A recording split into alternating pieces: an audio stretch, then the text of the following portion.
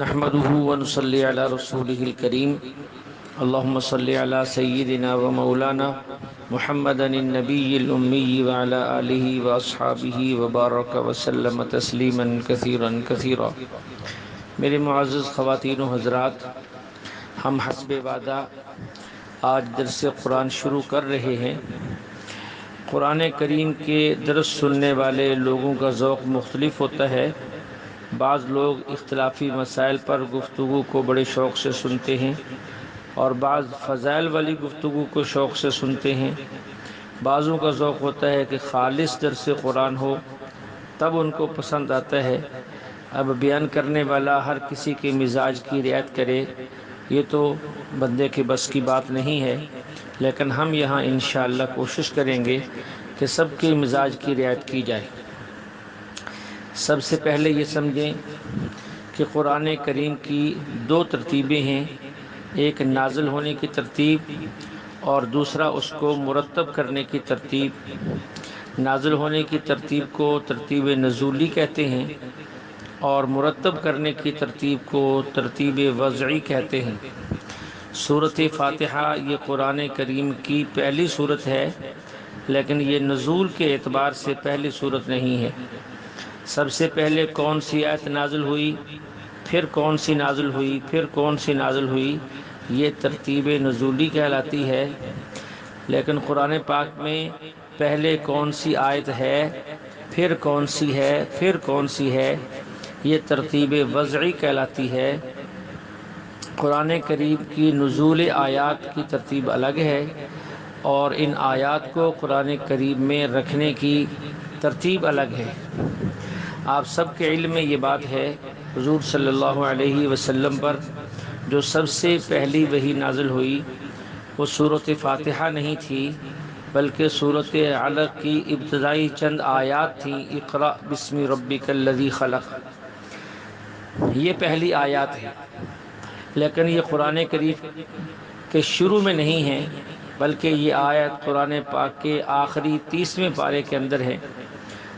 یعنی جو سب سے پہلے آیت نازل ہوئی وہ آخری پارے کے اندر ہے۔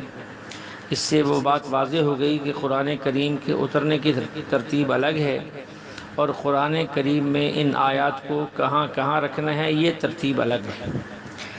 اب کوئی شخص یہ کہہ سکتا ہے کہ ایسا کیوں ہے؟ ترتیب نزولی اور ترتیب وضعی یہ دونوں اللہ کے حکم سے ہیں۔ اللہ ہی کی طرف سے نازل ہونے کی ترتیب بھی ہے اور وضع کی ترتیب بھی ہے، حضور صلی اللہ علیہ وسلم پر اللہ تعالیٰ کی طرف سے وحی آتی کہ جو آیت نازل ہوئی ہے اس کو فلاں جگہ رکھا جائے۔ مثلاً جو سب سے پہلے آیت نازل ہوئی اقرأ بسم ربک الذی خلق، اور جو سب سے آخر میں آیت نازل ہوئی واتقوا یوما ترجعون فیہ الی اللہ، اب یہ آخری آیت ہے اور اقرأ بسم ربک الذی خلق وہ پہلی آیت ہے۔ اب پہلی آیت کو دیکھو تو 30ویں پارے میں ہے، آخری آیت کو دیکھو تو 3 پارے میں ہے۔ اس لیے میں نے عرض کیا ہے کہ اس کے نازل ہونے کی ترتیب الگ ہے اور ترتیب میں وضعی کی ترتیب الگ ہے۔ قرآن کریم کی یہ عظیم صورت ہے۔ حضور علیہ السلام نے سورۃ فاتحہ کے بہت سے فضائل بیان کیے۔ امام بخاری رحمہ اللہ اپنی کتاب الجامع الصحیح کی کتاب التفسیر میں ایک روایت بیان کرتے ہیں کہ حضرت ابو سعید خدری رضی اللہ عنہ فرماتے ہیں کہ مجھے حضور صلی اللہ علیہ وسلم نے فرمایا الا اعلمک اعظم سورۃ فی القرآن قبل ان اخرج من المسجد، اے ابو سعید میں تجھے مسجد سے نکلنے سے پہلے قرآن کی عظیم ترین سورت نہ سکھاؤں، یا تجھے میں سکھاؤں گا؟ فرماتے پھر میرا ہاتھ پکڑا اور فرمایا الحمدللہ رب العالمین، یہ سورۃ فاتحہ سب صورتوں میں عظیم ترین صورت ہے۔ اس صورت کا نام قرآن پاک کے اندر 7 مثانی بھی ہے۔ اللہ فرماتے ہیں وَلَقَدْ آتَيْنَاكَ سَبْعًا مِّنَ الْمَثَانِي وَالْقُرْآنِ الْعَظِيمِ، اس کی 7 آیتیں ہیں۔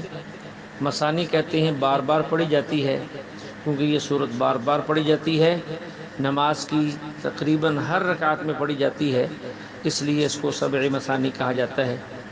اسی طرح اس صورت کا نام صورت شفا بھی ہے۔ حضرت جابر رضی اللہ عنہ فرماتے ہیں کہ مجھے حضور علیہ السلام نے فرمایا، یا جابر الا اخبرک بخیر سورۃ نزلت فی القرآن، میں تجھے وہ صورت نہ بتاؤں جو قرآن کریم میں سب سے بہتر ہے؟ قلت بلا یا رسول اللہ، میں نے عرض کیا کیوں نہیں یا رسول اللہ، ضرور بتائیں۔ آپ علیہ السلام نے فرمایا، فاتحۃ الکتاب فیہا شفاء من کل داء، یہ صورت فاتحہ ہے، اس میں ہر بیماری سے شفا ہے۔ اس روایت کو امام بہقی رحمہ اللہ نے شعب الایمان میں نقل کیا ہے۔ یہ وہ صورت ہے جس میں اللہ تعالیٰ نے تمام بیماریوں سے شفا رکھی ہے۔ تمام بیماریوں کی شفا اس صورت میں موجود ہے، لیکن شرط ہے کہ بندے کو یقین ہو اور اعتماد ہو۔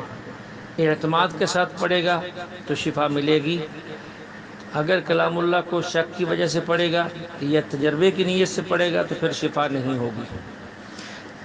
میں نے اپنے شیخ امام اہل سنت حضرت مولانا محمد سرفراز خان رحمۃ اللہ علیہ، ان سے میں نے دورہ تفسیر پڑھا، میں نے دیکھا جب بھی کوئی بندہ تعویذ لینے آتا تو اس کو یہ دعا لکھ کر دے دیتے، بسم اللہ الذی لا یضر مع اسمہ شیء فی الارض ولا فی السماء وہو السمیع العلیم۔ کوئی دم کروانے آتا تو یہی دعا پڑھ کر اسے دم کر دیتے، اللہ تعالیٰ اس کو شفا دے دیتے۔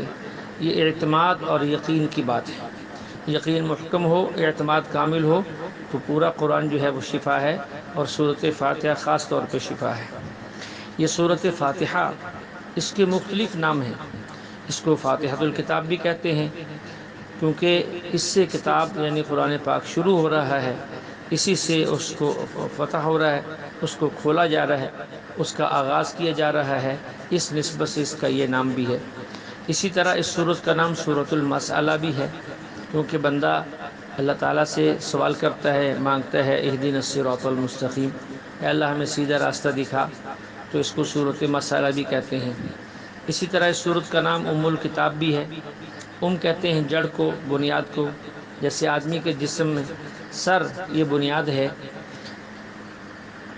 اگر انسان کا دماغ صحیح کام کرے تو بندہ صحیح رہتا ہے، اگر دماغ کام کرنا چھوڑ دے تو بندہ پورے کا پورا یعنی اس کا پورا وجود کام کرنا چھوڑ دیتا ہے، اس لیے اس کو ام الکتاب بھی کہتے ہیں۔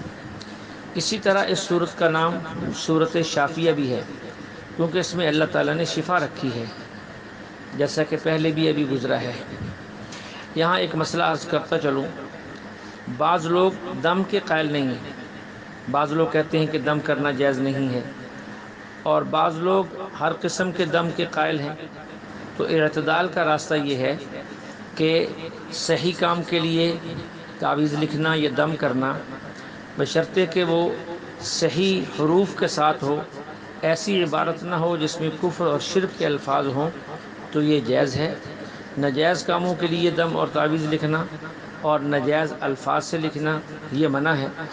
اعتدال کا راستہ اختیار کرنا چاہیے، اور یہ دم کا ثبوت جو ہے یہ حدیث کے اندر موجود ہے۔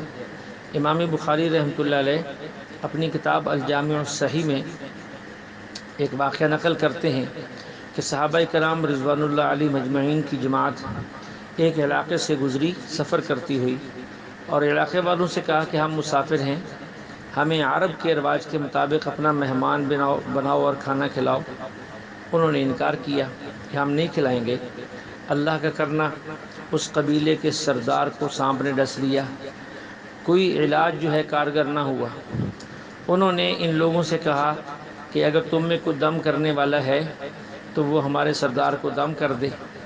انہوں نے کہا کہ آپ لوگوں نے تو ہمیں مہمان نہیں بنایا، تو ہم تمہیں دم کیوں کریں، علاج کیوں کریں؟ بالآخر ایک صحابی نے ان سے کہا کہ میرے پاس اس کا دم ہے، میں دم کروں گا اور تمہارا سردار ٹھیک ہو جائے گا۔ وہ گئے، انہوں نے سورۃ فاتحہ پڑھی اور سردار پر پھونک ماری، اللہ تعالیٰ نے اس کو شفا عطا فرمائی۔ اس کے ساتھ دوسرا مسئلہ کہ دم پہ یا تعویذ پہ اجرت لینا جائز ہے یا نہیں۔ بعض لوگ اس کو بھی بہت ہی بعض لوگ بہت سخت مسئلہ بیان کرتے ہیں اور بعض بالکل نرم مسئلہ بیان کرتے ہیں، تو دم کی اور تعویذ کی اجرت لینا جائز ہے۔ اسی روایت کو امام بخاری رحمۃ اللہ علیہ نے اپنی کتاب الجامع الصحیح کے کتاب الاجارہ میں نقل کیا ہے۔ اجارہ کا مطلب ہی اجرت ہوتا ہے۔ اس صحابی نے یہ بھی کہا تھا کہ میں دم کروں گا اور تم سے اتنی بکریاں لوں گا۔ بعض روایات میں ان بکریوں کا تعین بھی ہے کہ وہ کتنی تھیں، 27 تھیں، 30 تھیں، اس سے زیادہ تھی۔ دم کیا، اللہ نے اس کو شفا دی اور یہ بکریاں لے کر واپس آئے۔ اب صحابہ کرام کو اشکال ہوا کہ یہ دم پہ جو یہ بکریاں لے کر آئے ہیں اس کا استعمال جائز ہے یا جائز نہیں ہے، الجھن پیدا ہو گئی۔ تو انہوں نے کہا کہ ہم آپس میں بحث کیوں کریں، مدینہ منورہ چل کے حضور صلی اللہ علیہ وسلم سے پوچھ لیں گے۔ اسی طرح اگر لوگوں کو کسی مسئلے میں الجھن پیدا ہو جائے تو انہیں چاہیے کہ آپس میں بحث کرنے کی بجائے علماء سے جا کر پوچھ لیں، اور علماء سے بھی یہ گزارش کی جا رہی ہے، ہم یہ گزارش کریں گے کہ بن پوچھے وہ مسئلہ نہ بتایا کریں۔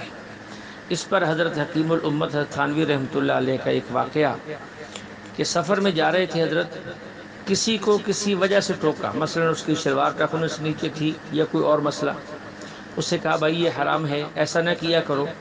اس بندے نے آگے سے ایسا جملہ کہا جو کفریہ تھا۔ حضرت حکیم الامت رحمۃ اللہ علیہ نے فرمایا کہ جب تیری شلوار ٹخنوں کے نیچے تھی اس وقت تک تو فاسق تھا، اب مسئلے کی توہین کر کے تو کافر ہو گیا ہے، اس لیے میں نے آج کے بعد یہ فیصلہ کر لیا ہے کہ مسئلہ تب بتاؤں گا جب پوچھنے والا میرا عقیدت مند ہوگا یا وہ ضرورت مند بن کر آئے اور پھر پوچھے، بلا پوچھے میں مسئلہ نہیں بتاؤں گا۔ تو گزارش ہی چل رہی تھی، صحابہ نے کہا مدینہ چل کر پوچھ لیں گے۔ مدینہ منورہ پہنچے، حضور صلی اللہ علیہ وسلم کے سامنے دم کا اور اس پر ملنے والی بکریوں کا ذکر کیا، تو آپ علیہ الصلوۃ والسلام نے صحابہ کے اس فعل کی دلجوئی کی، فرمایا قد اصبتم، تم نے بالکل ٹھیک کیا، اقسموا، جو بکریاں لائے ہیں تقسیم کرو، واضربوا لی معکم سہما، تم جتنے لوگ سفر میں تھے مجھے بھی اس گنتی میں شمار کرو، اگر تم 30 تھے تو مجھے شامل کرو، 31 ہو جائیں گے، اگر تم 80 تھے تو مجھے شامل کرو، 81 ہو جائیں گے، پھر ان بکریوں کو تقسیم کرو۔ اب دیکھیے اللہ کے نبی علیہ الصلوۃ والسلام نے کیا کرنی تھی بکری یا کیا کرنا تھا گوشت، لیکن صحابہ کرام کی دلجوئی کی کہ تم نے جو کام کیا وہ اچھا کیا۔ تو اس لیے گزارش یہ ہے ایسے ہی خام خواہ فتویٰ نہیں دینا چاہیے، تعویذ اور دم بھی جائز ہیں، اس پر اجرت لینا بھی جائز ہے، لیکن اس کے باوجود بھی ہم یہ گزارش کریں گے کہ لوگوں کو صدقہ پر لگایا جائے، تعویذوں پر نہ لگایا جائے۔ کوئی آ جائے تو دے دیں، لیکن انہیں صدقہ جو ہے وہ مصیبتوں کو دور کرتا ہے، اس سے مصیبتیں ٹلتی ہیں، ان کی توجہ جو ہے وہ اس طرف دلائی جائے۔ اللہ جل شانہ ہمیں کلام اللہ کو سمجھ کر پوری سوجھ بوجھ کے ساتھ عمل کرنے کی توفیق عطا فرمائے۔ وآخر دعوانا ان الحمد للہ رب العالمین۔